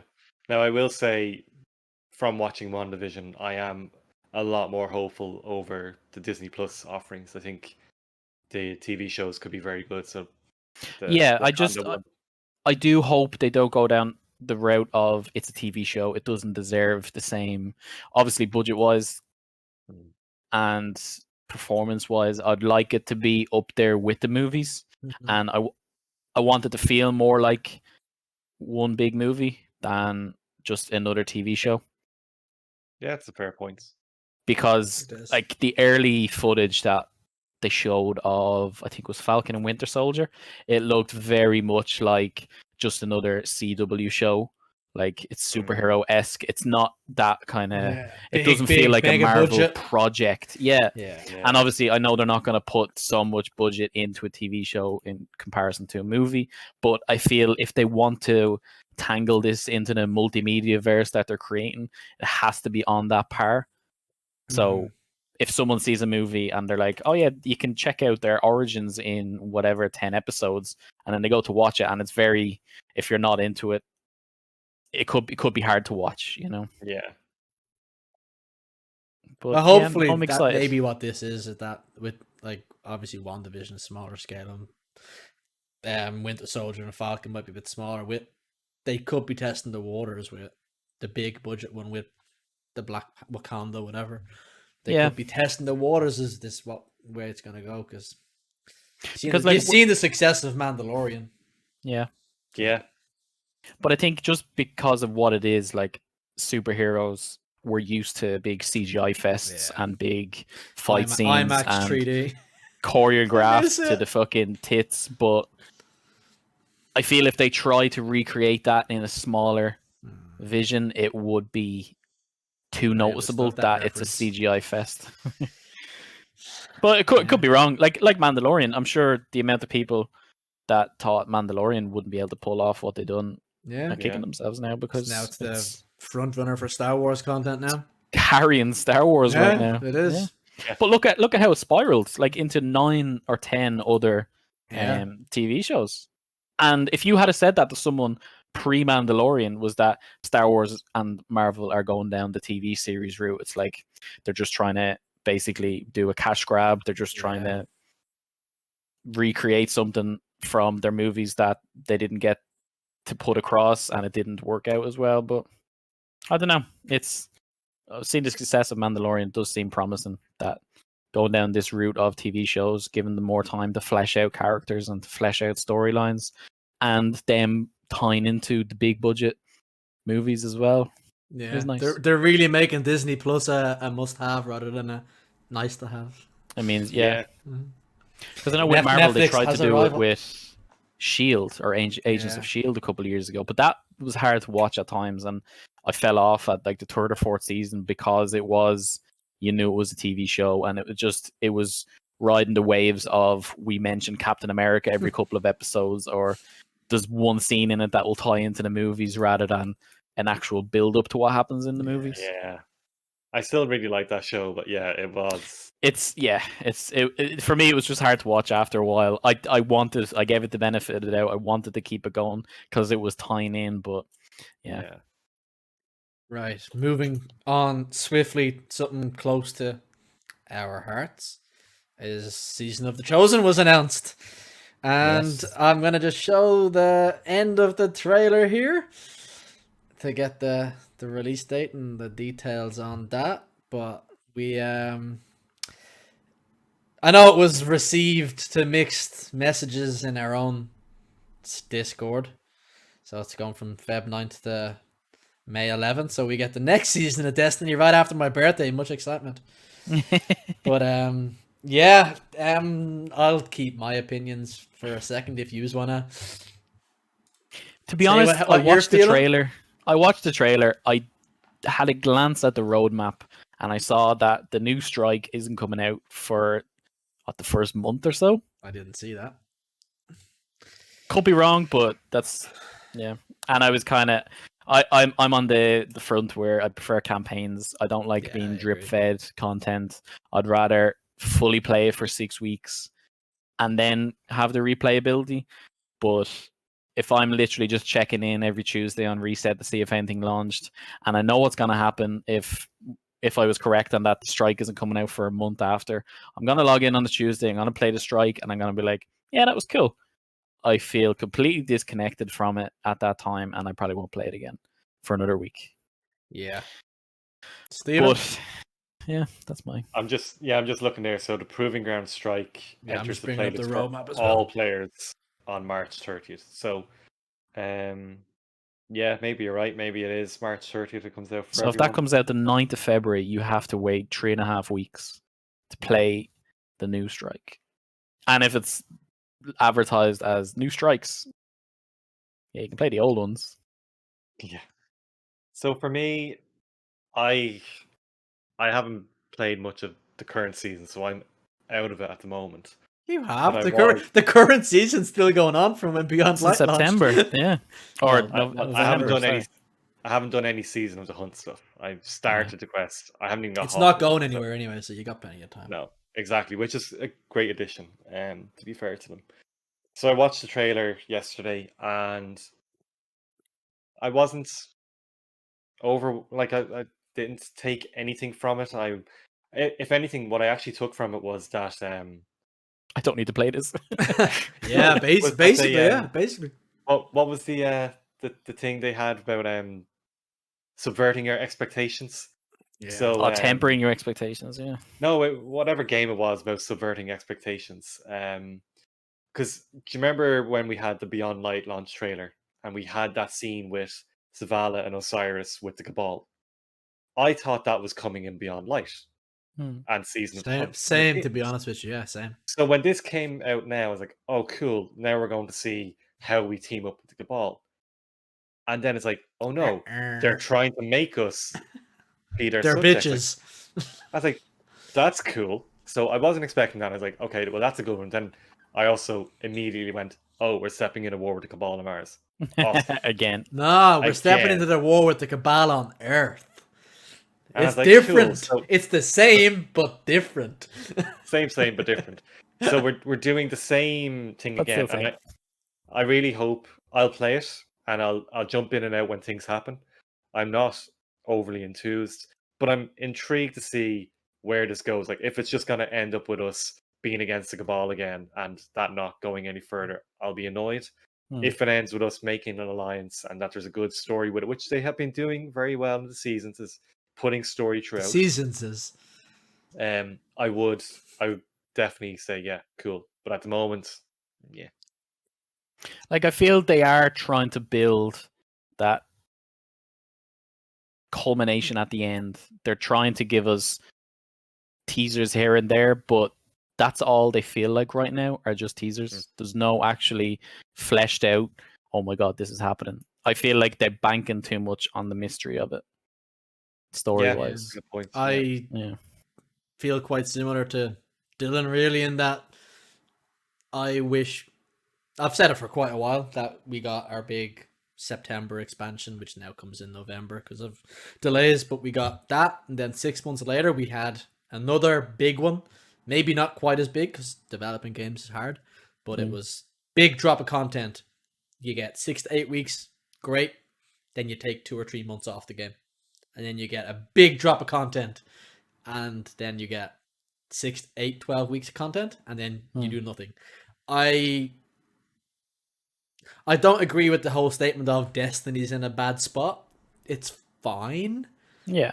But it's just fine. Beyond Light, loved it. The raid was great. Loved the raid. I'm sick of fucking doing it because Tom still doesn't have his rocket launcher after 36 looted completions. But we won't get into the maths on that. We won't get into it, but this seasonal drop of a 3-player activity or a 6-player activity that is a seasonal thing, and you do it 10 times and you're bored in the face with it. It's kind of worn on me at this stage. I would much rather not get this kind of tide you over content. Just leave that out and just give me a big drop. Even if I have to wait 3 months of no Destiny, I can go play anything off that pile of shame that I have in that corner over there or on my Steam library. I would much rather get big. Give me a raid twice a year and give me nothing else and I'm happy. Give me story, raid, nothing. Story, raid, nothing. I would prefer that. But I think there's a huge discussion that we could have here about. we could go on. We could talk about this forever. But what I will actually throw out there just as a counterpoint is in Final Fantasy 14, the way that they deal with old content is so amazing compared to the way Destiny, and Destiny could do it. And what they do in Final Fantasy 14 is they have like your normal, your X mode, your savage, your ultimate, whatever. They just literally add new difficulties with slightly twisted mechanics. Could you imagine if all the old content every new season went up with the level cap, and you could get the old content drops at the new light level or whatever it was, with slightly altered mechanics? Yeah, see, they are kind of doing that, but without the higher difficulty and the altered mechanics. You can still do Last Wish. You can still do Oh yeah, you can do the them. other but raid that's still there that I can't think of the name of, that we did lots of times on the moon. Scourge? No, that Oh, Garden. Garden of Garden of Salvation. Well, at yeah. this stage, they're They're irrelevant because they're the power irrelevant. cap isn't increased on them, and that completely and the gear is the same, and yeah. so that could be, that's a mega discussion that could happen, and I don't want to get toxic because I love Destiny, I love the time we spend playing it, but at this stage, I just don't like the seasonal drop of content. Like, I feel when a season drops without a raid, there's not much to work towards. Yeah, You're just working towards a number that's irrelevant because you're not going to do anything to it. Like, we'll hit like 1,300 probably next season, and I'm not sure yet. But once you hit that, what's the goal of getting to that? You know, triumph checklist. That's not why we play the game. Like, those things are nice to have as an additive, not your sole purpose of playing it. Yeah. And like that, I'd like yourself. I'd rather one big content drop every 6 months. Play it. If you don't play it for 2 or 3 months, fine. So be it. You can play something else. But it's just it's like the start of D2 again. They don't know who they want to appease to. And I feel like the seasonal drop of, it's the last thing I'll say on this, by the way, because we are going to keep going on about it. The seasonal drop of 3-player activity or 6-player activity that goes away after 6 months or whatever, if I know some of them are staying, it just feels like wasted resources. It's resources developing something that is staying for a very short time period, rather than, we're not going to build that short time period stuff. You're going to have to wait a little bit longer for the good stuff, but then we'll give you a raid. And it might take 7-8 months between drops, but I personally would take content drought for content. Quality over quantity. yeah, exactly. But yeah. Last bit of news that I want to touch on, because this is basically a great big I told you so to everybody who told me I was wrong, but Stadia is dying. Stadia. We all knew it was going to be failure and not Stadia, but without making too many jokes about it, they've shut down a lot of their internal studios that were making their first party games. That is pretty shit for all the people who signed up with Stadia to make those first party games, who now may have to go find new jobs. That's a mega conversation again. But Stadia, I would put money down that in a year's time, Stadia will not be a games platform at all. It'll be a back-end tool for other developers to use to bring their games to streaming or whatever. Stole your point, Stephen. But yeah, if you invested in Stadia, if you thought it was going to be where you'd be playing all your games in the future, told you were an idiot. Like, they just tried to do the catch up. Like, they tried to do the DC to what Marvel done. Instead of building this platform over so many years, they just tried to skip all that. And they knew that Xbox xCloud was coming. They knew that Nvidia GeForce Now was about to leave its beta, and they tried to jump to the front of the queue with a terrible business model, and it blew. It's getting Google Glassed. And it's probably unfortunate that it will probably get the Mixer route, in terms of they won't admit failure until the day before, and then it's just like, here's an email, we're shutting down tomorrow, sorry, bye. And that's terrible for people who rely on it or have spent money on it. Like, if for whatever reason you're watching us three idiots talk about games for the last hour and 40 minutes, do not buy any games on Google Stadia, because you won't have access to them in a year's time. Buy them on Xbox, or get them on Steam, because you can probably play them through cloud that way. Now, I think like, when Google doesn't even support its own product, you know you're going to fit. Like, the Stadia doesn't work on most Chromecast devices. You have to buy a Chromecast. The brand new one. Yeah. And it doesn't work in most countries. Yeah. So like when they won't even support their own product, you know something is going to happen. It's crazy. Like, and it's a pity because the service it delivers is fantastic. It really is fantastic. Like, being able to play whatever you want, wherever you want is great. But having to buy Assassin's Creed again on Stadia after you've already bought it on PS5, Xbox One, and fucking Steam and Epic Game Store, and you still have to buy it another time, just like, why would you bother? Yeah. If it was a subscription service like Netflix, it would have taken off way better. Absolutely. But they do have that aspect on it as well, don't they? You can add on, but all these AAA games aren't included in it. So you have to buy them for full price. Yeah, it defeats the purpose. It's like they didn't know who they wanted to appeal to. They just wanted to cash in on the cloud service gaming. I'm just really gutted that I'm not going to be able to play Orcs Must Die for much longer. Won't ask what that is. It's a Stadia exclusive. Yeah, you have a Stadia? Stadia have exclusives? Yeah. and that's the other thing. Like, we could actually, talk about this all day, but that horse has been beaten to death. Yeah. Wasn't not it was like a Diablo-like game. They had a big exclusive. I can't remember. Yeah, no, they did have a decent size one. I can't remember the name of it though. They had a Cthulhu-like figure in it and something. Okay. I can't remember. But it's one of those things. It's unfortunate because competition is great because it pushes other developers to have that standard that they know they can't slip on because people have X amount of options now. You mean I have to choose PS5 or Xbox One?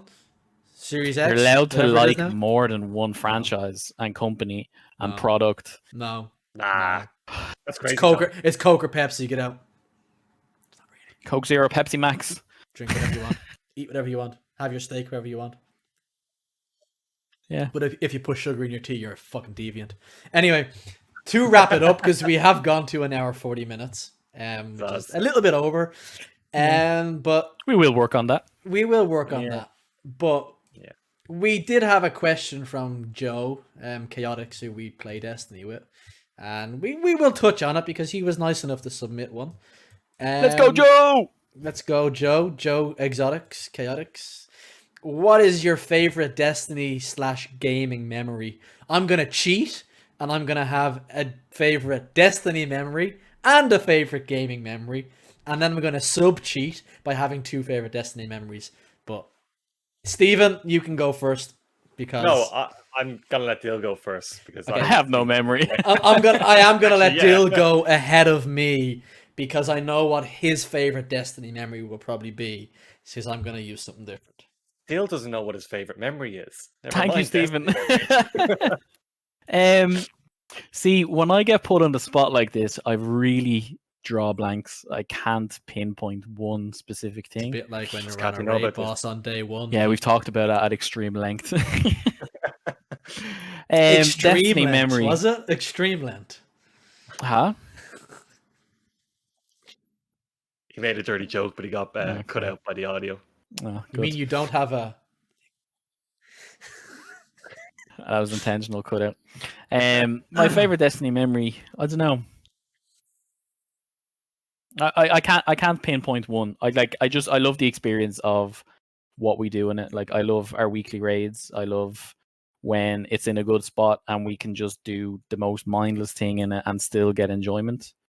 To be honest, it was probably most recently our day 1 raid completion, and that was one of those things that Kev's still muted, by the way. It was one of those things that was always I wanted to do, I wanted to try, and never thought I'd actually do. And in the time that we've done it as well, like less than 12 hours.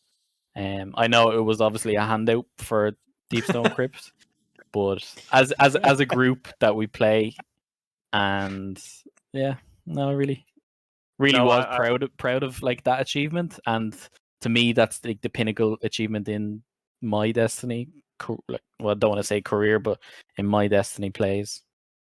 Yeah, and I wasn't invited to that raid, but I would have liked to. You were backup. No, I'm not muted, am I? By the way, you can hear me, yeah. No, I can hear you. Yeah. I will say actually that after the clear, there was a change in the Discord. Like everyone had this energy, and the feed off that was actually really cool because normally there's some toxicity around, maybe with exhaustion, or you could have easily spent 24 hours doing that and gotten nowhere. Yeah. And then be really salty about it. But to get it done and wake up, like I went to bed watching you, I woke up to see a tweet put out saying that you'd done it. Yeah. And like to even know people who did it, it's like, oh, this is deadly. And come in the chat and like everyone, still going on about how great it was. Like, yeah, this is cool. But I think my greatest Destiny moment was probably completing Vault of Glass. So I'm not a sociable person. Like I don't like playing online. Up until Destiny, I would avoid it if at all. So when Destiny came out and I couldn't do Vault of Glass without finding 6 other people who I had no idea who they were, I was like, oh, this sucks. And eventually through the Bungie forums, I found a group of Irish PS4 players. I was like, okay, I'll get onto these, and made great friends with them. And to get over that kind of anxiety of meeting strangers and talking to them, and even like I have issues with performing for other people that I'm always like, I'm going to drag them down, or I'm afraid I'm going to be the weak link, and I don't like doing that. But to go through Vault of Glass blind and clear it and do that with just strangers, that for me was my favorite Destiny moment. That's the thing, like it spills out of like a game and achievement as well. Like you said, for you to be able to get the courage to reach out to other people, to be like, I don't know what I'm doing. Do you know what you're doing? Let's all not know what we're doing together. That's like that's a big thing in itself. And irregardless of how it came or what platform or what platform it was on, like that's a big achievement. Yeah. Kev, go on. My eyes have gone funny. My eyes have gone funny in the last minute. That's the tears, is it? It's the tears of remembering my Destiny memories. So I've got 2 favorite Destiny Take a seat, memories. Stephen. We'll be here a while. Nah, you won't be. It'll be 2 minutes. 2 minutes. So one is in game and one is out of game. And obviously, I spoke about it at length last week, but going to Guardian Con 2017 was just, it was an experience, and I could literally sit here and speak about it for 2 hours nonstop. But yeah, I spoke about it last week. I won't get into it, but just meeting people that you've watched or you've followed our content, or I stayed with someone that I played Trials with every week, and he used to get up early on a fucking Tuesday morning for the old 9 a.m. resets and 10 a.m. resets to do 3 nightfalls before we both went to work, and we kind of drifted apart, but whatever, he's a dickhead.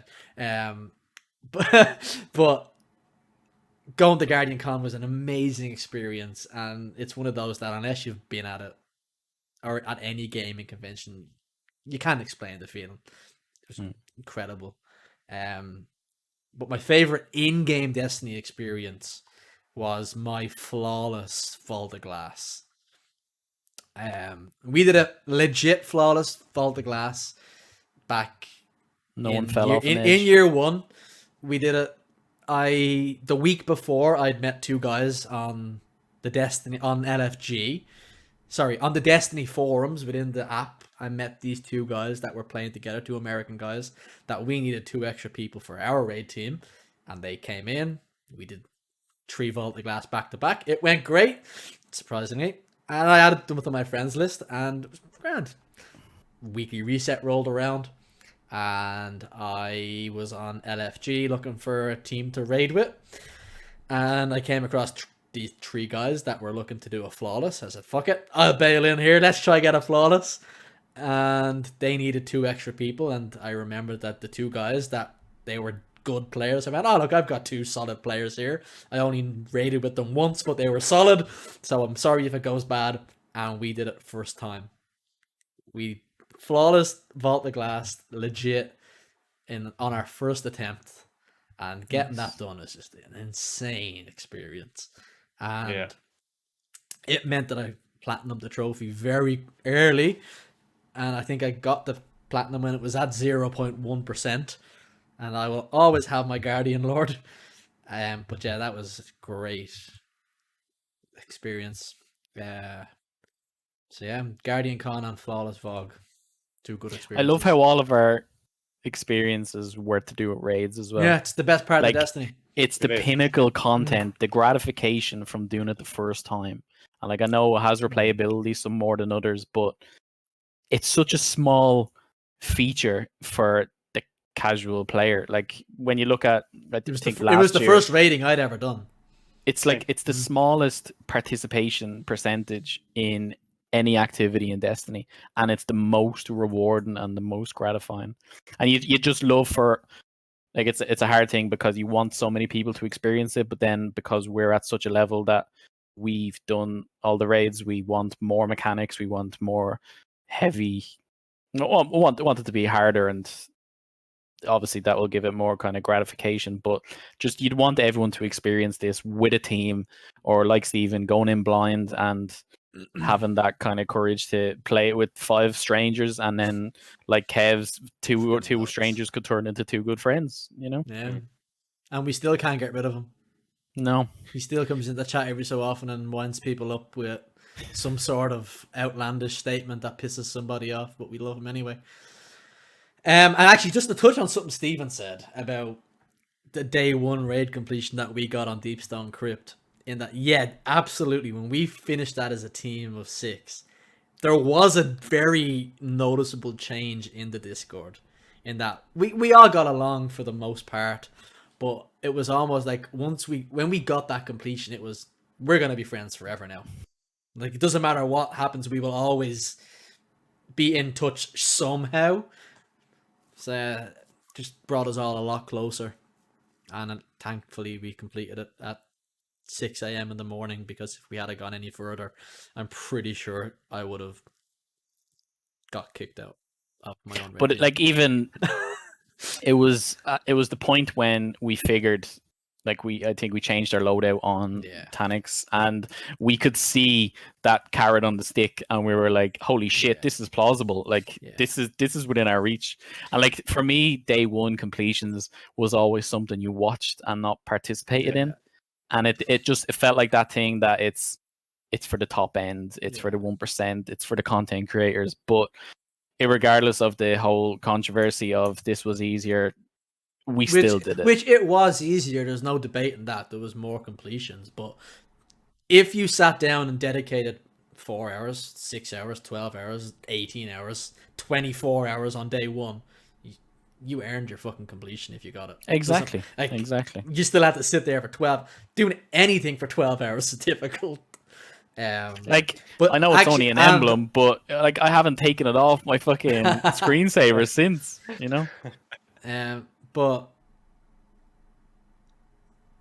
sorry, Ado's at the door. For fuck's sake. But on that Tanix completion, we were beating our head against that DPS barrier. We took 5 minutes, even though I famously didn't want to.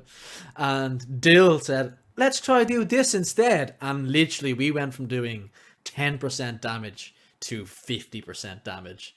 And it was just, at that moment, you could feel, it was like, it just switched. We were all in our own living rooms or our own computer rooms, and the mood just switched instantly. And we knew we were getting it then. It was great getting it. What was it? You switched to snipers, is it? Switched to snipers. We changed and Anarchy. Snipers, Anarchy snipers. Anarchy beloved. But like that, you don't mind because you're doing it blind or you're doing it for the first time, and you're going to cycle through your weapons to see what obviously gives off the most damage output. And yeah, just when you finally land on that one thing that works, it was just like, oh my god. It's not like, holy shit, we could have been doing this an hour ago or 2 hours ago. You don't even think of that. You just think, we landed on it. We have what we need now. Let's fucking do it. Yeah. We all lean forward. We all walked too far into that. Just to touch back on that question, thanks for the question, Catalogues. My other favorite gaming memory outside of Destiny was playing Pro Evolution Soccer 6 with my cousin and brother. So my cousin was a couple of years older, so he was better than me as a kid. But playing Pro Evo 6 as a kid every year when we went to visit them down the country. That was be my other one because it just takes me right back. Yeah. And on that, that's me finished talking. I'm finished talking because we said we were going to do an hour 20 minutes, and we've done exactly the same length as last week. Yeah, no, let's end it there. And, Yeah, let's End it call there. Yeah, again, this has been great. Thank you for a nice chat, and if we decide to do this weekly, great. If tune in next week. Yeah, don't forget to find us on Twitter. Like and subscribe. Like and subscribe. Live War Gaming. Call Stephen noob in the comments below. I'll gift you a sub. I'm keeping my Amazon Prime subscription. You can all fuck off. So yeah, I will end it there. I assume I'm doing the sign off again because I did a great job last week. So good, Kev. You done it twice last week. I had to do it twice, and I had to clip off the end of it because I said something I shouldn't have said. Yeah, no, you're muting yourself, and Deal and I will sign off. Okay. I did the sign in. You guys do the sign off. I have to go answer the door. Yeah. Well, look, we'll be here next week, hopefully. So take it easy and see you next time. Yeah. Take it easy. Bye. Bye. Bye.